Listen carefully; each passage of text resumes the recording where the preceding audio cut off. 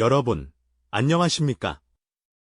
강남 테헤랄로의 화려한 네온사인 뒤편에서 조용히 진행되고 있는 변화를 아십니까? 한때 대한민국 비즈니스 문화의 중심이었던 유흥업소들이 하나둘 문을 닫고 있습니다. 2024년 전체 유흥업소 수는 지속적으로 감소하고 있습니다. 더욱 흥미로운 건 이 변화의 주역이 바로 젊은 세대라는 점입니다. 오늘은 40년 넘게 이어져온 대한민국 접대 문화가 어떻게 무너지고 있는지, 그리고 그 이면에 숨겨진 세대 간 가치관의 충돌에 대해 깊이 있게 들여다보겠습니다. 제 지인 김 부장님의 이야기로 시작하겠습니다. 올해 52세인 김 부장님은 대기업 영업부서에서 25년을 근무하셨습니다. 그는 지난달 퇴근길에 이런 말씀을 하셨습니다. 예전엔 거래처 접대가 영업의 전부였어요. 한 달에 법인카드로 수천만 원씩 썼죠. 강남 유흥업소 단골집이 3곳이나 됐고 거기서 계약이 성사됐어요. 그런데 요즘 신입사원들한테 저녁 회식 제안하면 부장님, 내일 아침 일찍 PT해야 해서요라고 정중히 거절당합니다. 처음엔 황당했는데 이제는 이해가 되더라고요. 1980년대부터 2000년대 초반까지 유흥업소는 단순한 술집이 아니었습니다. 비즈니스 네트워킹의 핵심 공간이었죠. 국세청 자료에 따르면 2014년 한 해에만 기업들이 룸사롱과 유흥주점에 쓴 법인카드 금액이 1조 1819억 원에 달했습니다. 당시 대한민국에는 약 1만 3천 개의 유흥주점이 있었고 13만 9천여 명의 유흥업소 직원이 종사하고 있었습니다. 유흥업소의 등급체계는 엄격했고 접대 문화는 비즈니스 성공의 필수 요소로 여겨졌습니다. 상위 1%만 출입할 수 있다는 룸사롱은 2명이 방문하면 최소 500만 원에서 1000만 원이 훌쩍 넘는 고지였습니다. 김 부장님은 그 시절을 이렇게 회상합니다. 1990년대 후반, 제가 대리였을 때 이야기입니다. 부장님을 따라 압구정 유명 룸사롱에 갔죠. 그날 밤 3천만 원짜리 양주가 나왔고 거래처 임원이 만족해 하셨습니다. 일주일 뒤 30억짜리 계약이 성사됐어요. 그게 저희 회사 문화였습니다. 접대를 못하면 무능한 영업사원이었죠. 이런 문화는 일제강점기와 전후 경제개발 시대를 거치며 형성되었습니다. 대외 의존적이었던 경제구조 속에서 접대는 생존의 수단이었고 성공한 비즈니스맨의 상징이기도 했습니다. 거래처 접대 없이는 계약이 성사되기 어려웠던 시절이었죠. 그러나 변화의 첫 신호는 2020년 코로나19 팬데믹과 함께 왔습니다.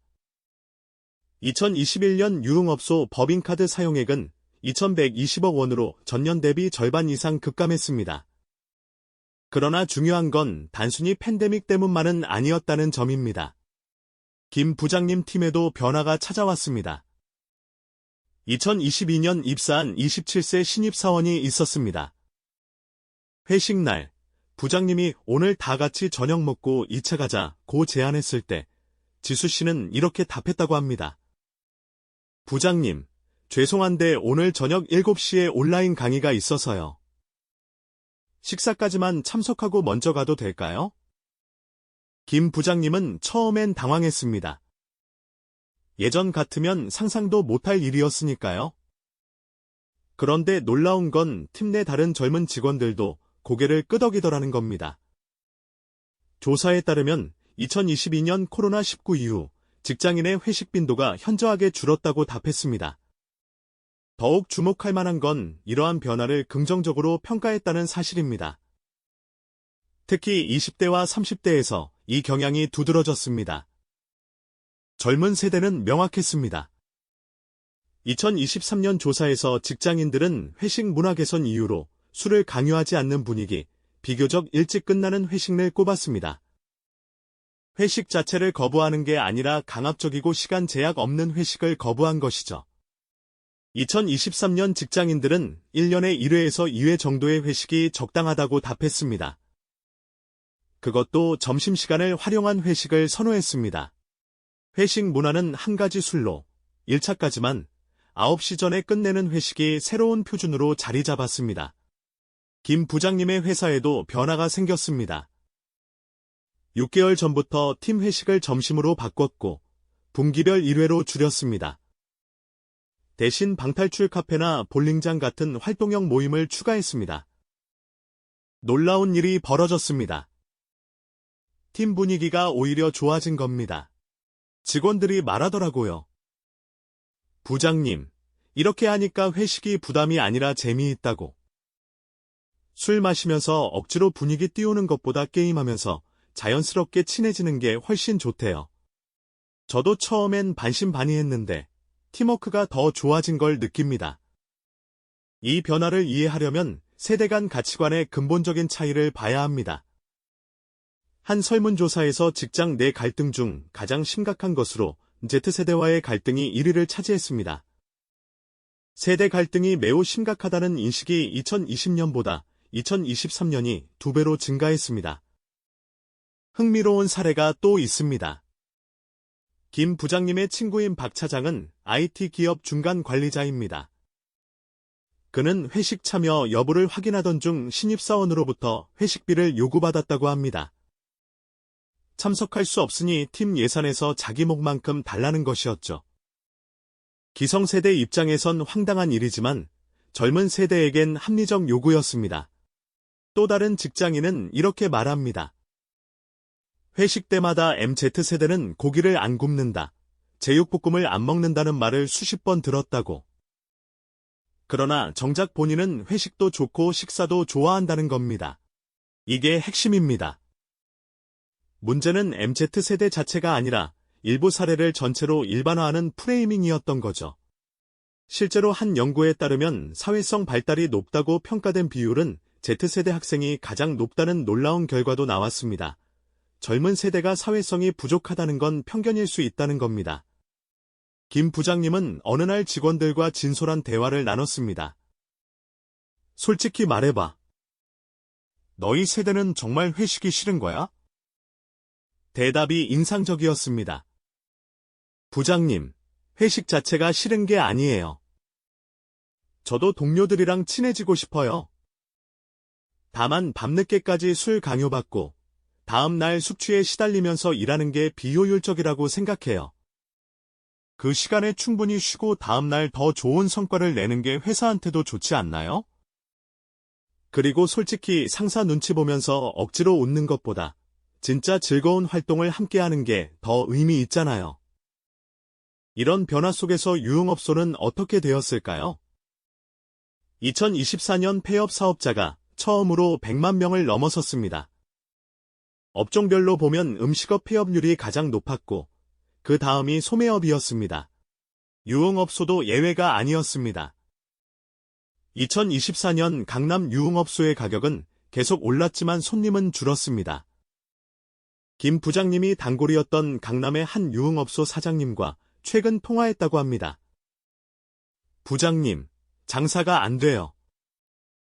예전엔 평일에도 예약이 꽉 찼는데 이제는 주말에도 손님이 없어요. 법인카드 쓰러 오는 손님이 반토막 났습니다. 젊은 사람들은 아예 안 와요. 업종 전환을 심각하게 고민 중입니다. 실제로 법인카드 사용액은 2025년 현저하게 많이 감소했습니다. 코로나 이전 수준을 회복했지만 과거의 영광은 아니었습니다. 더욱 중요한 건 젊은 세대가 주류 소비층으로 떠오르면서 이들의 유흥 패턴 자체가 달라졌다는 점입니다. 20대, 30대는 방탈출 카페, 실내 서핑, VR게임 같은 활동형 회식을 선호합니다. 술보다는 경험을, 접대보다는 소통을, 위계보다는 수평을 추구하는 거죠. 유흥업소 업주들이 업종 전환을 진지하게 고민하는 이유입니다. 그렇다면 이 모든 변화를 어떻게 봐야 할까요? 포스코는 2023년 관리자급 직원들에게 Z세대라는 용어 사용을 자제하라고 공지했습니다. 세대 구분이 오히려 사내 갈등의 불씨가 될 수 있다는 우려 때문이었죠. 실제로 많은 젊은 직장인들이 MZ세대 프레이밍의 피로감을 호소합니다. 한 25세 직장인은 이렇게 말합니다. 미디어에서 회식을 싫어하고 사적으로 친해지길 거부하는 모습으로 묘사되는데 그건 사람의 성향 차이지 세대 전체의 특징이 아니라고. 진실은 이렇습니다. 젊은 세대는 회식을 거부하는 게 아닙니다. 부당한 강요를 거부하는 겁니다. 야근을 싫어하는 게 아니라 정당한 보상 없는 야근을 거부하는 거죠. 직장을 자아 실현의 공간으로 보느냐, 노동력을 빌려주고 대가를 받는 곳으로 보느냐의 차이일 뿐입니다. 김 부장님은 최근 회사 워크숍에서 놀라운 경험을 했습니다. 팀장급 이상 간부들이 모여 조직문화 개선 회의를 했는데 인사팀에서 MZ세대 직원들의 익명 의견을 공유했습니다. 그중 한 의견이 김 부장님의 마음을 움직였습니다. 저희는 회사를 사랑하지 않습니다. 하지만 일은 사랑합니다. 좋은 성과를 내고 싶고 인정받고 싶어요. 다만 그게 꼭 밤늦은 회식이나 주말 골프로 증명되어야 하나요? 업무 시간에 집중해서 좋은 결과물을 내는 게 더 중요하지 않나요? 우리를 불성실하다고 오해하지 말아주세요. 우리는 다른 방식으로 헌신하고 있습니다. MZ세대 요구를 보면 명확합니다. 회식 강요 없애기, 존댓말 사용하기, 내 휴가는 내가 결제하기. 이게 과연 무리한 요구일까요? 서구 선진국에서는 이미 당연한 문화입니다. 김 부장님은 요즘 이런 생각을 합니다. 나는 회사를 위해 가족과의 시간을 많이 희생했어요. 아이들 학교 행사도 자주 못 갔고 아내한테 미안한 일이 많았죠. 그게 헌신이라고 생각했는데 젊은 친구들을 보면서 깨달았어요. 그게 꼭 미덕은 아니었구나. 일과 삶의 균형, 그게 오히려 더 지속 가능한 방식이 아닐까. 지난 40년간 대한민국 비즈니스 문화를 지배했던 유흥과 접대 문화가 무너지고 있습니다. 이건 단순히 유흥업소 몇 개가 문을 닫는 이야기가 아닙니다. 우리 사회의 가치관이 근본적으로 재편되고 있다는 신호입니다. 2024년 100만 명이 넘는 사업자가 폐업했습니다. 음식업과 유흥업은 가장 큰 타격을 받았죠. 그러나 이것을 위기로만 볼 필요는 없습니다. 변화는 언제나 새로운 기회를 의미하니까요. 젊은 세대는 일과 삶의 융합을 추구합니다. 직장에서 경제활동보다 자아실현과 성장을 중시하죠. 효율과 공정성, 그리고 투명성을 요구합니다. 이게 잘못된 걸까요? 오히려 우리 기성세대가 질문해야 합니다. 과거의 방식이 정말 효율적이었는가? 술 강요와 위계 질서가 과연 생산성을 높였는가? 아니면 단지 익숙했을 뿐인가? 김 부장님은 지난주 팀 회식에서 새로운 경험을 했습니다. 저녁 6시에 시작해서 8시 30분에 끝나는 저녁 식사였습니다. 술은 한 잔씩만 마셨고 대신 서로의 근황과 고민을 나눴습니다. 지수 씨가 최근 진행하는 프로젝트에 대해 열정적으로 이야기했고 김 부장님도 자신의 20대 시절 실패담을 솔직하게 공유했습니다. 회식이 끝나고 집에 가는 길, 김 부장님은 이런 문자를 받았습니다. 부장님, 오늘 회식 정말 좋았어요. 부장님의 진솔한 이야기 들으니까 더 친근하게 느껴졌어요. 다음에 또 이렇게 해요. 한 직원의 메시지였습니다. 김 부장님은 빙그레 웃으며 답장을 보냈습니다. 그래, 다음엔 내가 가고 싶은 곳으로 가자. 변화는 이미 시작됐습니다. 2025년 현재 직장인이 회식 문화가 코로나 이전과는 다른 형태로 변화할 것이라 예상합니다. 소규모 모임, 점심 회식, 활동형 팀빌딩이 새로운 표준이 되고 있습니다. 유흥업소의 몰락은 한 시대의 종말을 의미합니다. 그러나 동시에 더 건강하고 투명한 비즈니스 문화의 시작이기도 합니다. 이 변화를 두려워할 것이 아니라 이해하고 받아들여야 합니다. 세대 갈등이 아니라 세대 협력으로 나아가야 할 때입니다. 김 부장님의 마지막 한마디가 인상적입니다. 저는 젊은 친구들한테 배우고 있어요. 효율적으로 일하는 법, 일과 삶의 균형을 맞추는 법, 그들도 제 경험에서 배울 게 있을 거예요. 서로 다르다고 틀린 게 아니잖아요. 함께 더 나은 직장 문화를 만들어가면 되는 겁니다. 지금까지 대한민국 유흥가의 몰락과 회식 문화의 변화에 대해 살펴봤습니다. 다음 영상에서 더 깊이 있는 이야기로 찾아뵙겠습니다. 구독과 좋아요, 알림 설정 부탁드립니다. 감사합니다.